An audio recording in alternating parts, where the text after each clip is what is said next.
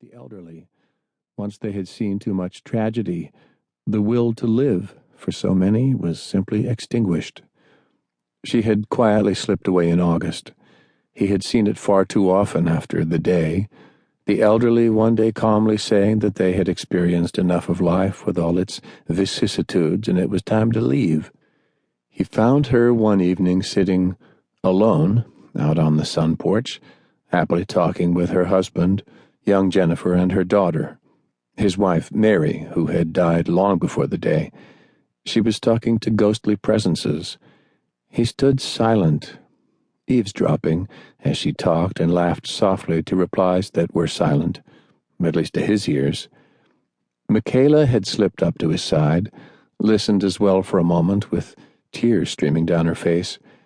Michaela then guided him to the far end of the house, telling him to leave her be, that, as a nurse, she had often seen such, a clear sign that the beloved who had already crossed over were gathering to help in the final journey. Jen insisted upon going to sleep that evening, not in her own bed, but out on the sun porch that looked out over young Jennifer's grave. They found her there in the morning, as if just gently asleep. They buried her next to Jennifer. Yet another thread that connected John to a former life severed that day. Even his old familiar office was gone, burned out in the fight with Fredericks back in the spring.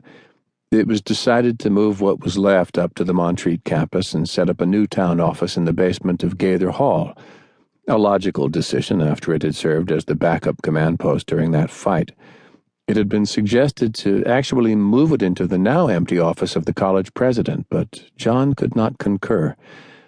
That office complex held for him a deep symbolic significance. When a special meeting involving representatives from across the ever-expanding state of Carolina took place, he would unlock that room for use. Centered on the office wall opposite the desk of the college president was the famed painting of George Washington kneeling in prayer at Valley Forge. It was a reminder of his friend Dan Hunt, who once occupied that room and died in the first year after the start of the war. His own office downstairs in the basement of Gaither was an easy walk from his home, and just down the slope from the college was the new factory, christened the Dreamworks.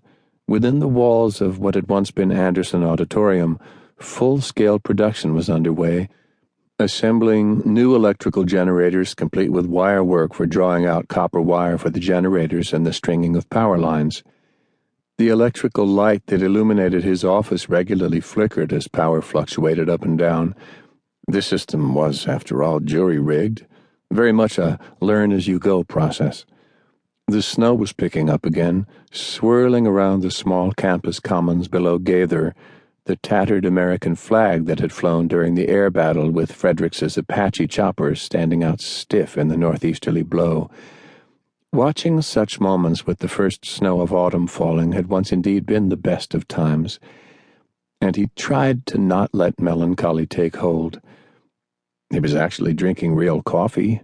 The room was illuminated by an actual electric light bulb, and the wood stove that students had installed in the room was radiating a pleasant heat, the way only a wood-fired stove could. "Why so depressed, John?" Forrest asked. John heard a match striking and looked over his shoulder and saw Forrest leaning back in his chair and, of all things, actually lighting a cigarette. Merciful God, how he now longed for one as well. But the promise to his dying daughter and the potential explosion from Michaela if she ever detected the scent on his breath was enough to restrain him, even though he did step closer and inhale the drifting smoke. "Just the snowfall triggering a lot of memories this morning," John replied, settling back into his office chair, his gaze still lingering on the snow, dancing on the wind. The sound of laughter echoed, and he caught a glimpse of a couple of his students sliding down the slope on a makeshift sled. Kids, long ago hardened by war and back-breaking labor to repair the damage of the spring battles to Gaither Hall before the onset of winter, were taking a break, and again being kids. Their unit commander, Kevin Mulady, would soon be out with a shout for them to get back to work, but for the moment he was glad to see them enjoying themselves. "Yeah, same here," Forrest said, gaze drifting off as he absently reached over with his one hand to scratch the stump of his missing arm.